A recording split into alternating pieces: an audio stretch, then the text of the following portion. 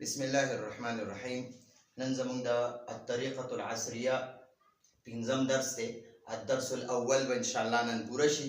د الفاظو معنی نو موږ له الفاظ راکړي دي، وای د دې الفاظو معنی ځان سره خټ مضبوطی یاد کړئ. نو دا به ان شاء الله په یاد باندې یادو. د الفاظ معنی راکړي دي. هذا معنی دا موږ په پښتو کې وای، دا اردو کې وای، او د مذکر د پاره راځي، د نر د پاره. دا قلم مذکر دی، رجل مذکر دی، فرس مذکر دی، حجر مذکر دی. نو د هغې دپاره چې ته ورته وایې چې یاره دا، نو هغې دپاره به بیا هذا لفظ استعمالوي. او ما هذا معنا ده دا څه دي، دا څه دي. د غیر ذوي العقول یعنې بېجان باره کې چې تپوس کوې، نو هغې دپاره به وایې ما هذا، دا څه دي. مکتب میز ته وایي، او ټپایي ته وایي، موږ ورته ټپایي وایو، یا ورته میز هغه ورکوټی غونته میز وي هغې ته ټپایي وایي، او دا غټ میز چې وي هغې ته میز وایي. هغې ته په عربۍ کې مکتب وایي، مکتب.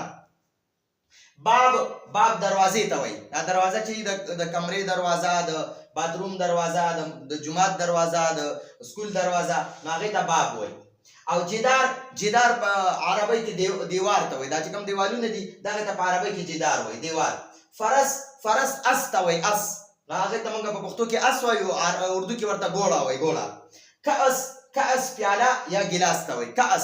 کأس پیاله یا ګیلاس.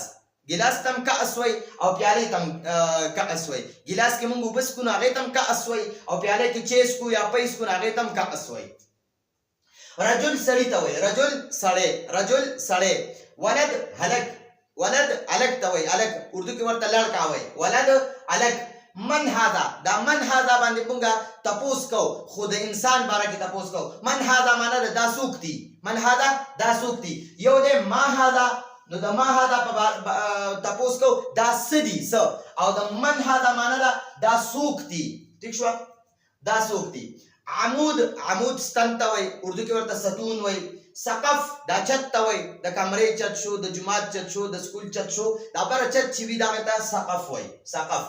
او حجر دا کانی ته وایي، هر قسم کانی ته حجر وایي. ما اوبو ته وایي. قلم الرصاص، پنسل ته قلم الرصاص وایي، پنسل ته قلم الرصاص. پنسل ته څه وایي؟ قلم الرصاص. اوس اب او والد دا دواړه الفاظ د پلار دپاره استعمالیږي.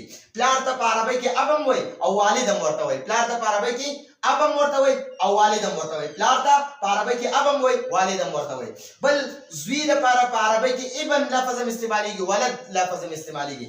زوی دپاره ابن او ولد دا دواړه الفاظ استعمالیږي. زوی دپاره ابن او ولد دواړه الفاظ استعمالیږي.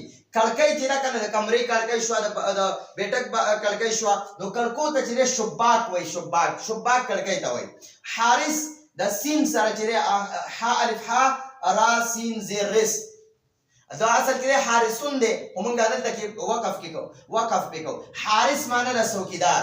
یو حارس هغه سا سره دی، سا سره د سین په ځای سا وي، د هغې بېله معنی ده. یو حارس چې د را نه پس سین وي، اخره کې سین وي، نو هغه څوکیدار ته وایي. نو دا زمونږ د طریقة العصري پنځم درس او الدرس الاول دا مکمل شو. نو راتلونکي درس پورې اجازت غواړو. هدف المرام والله اعلم بحقیقة الکلام.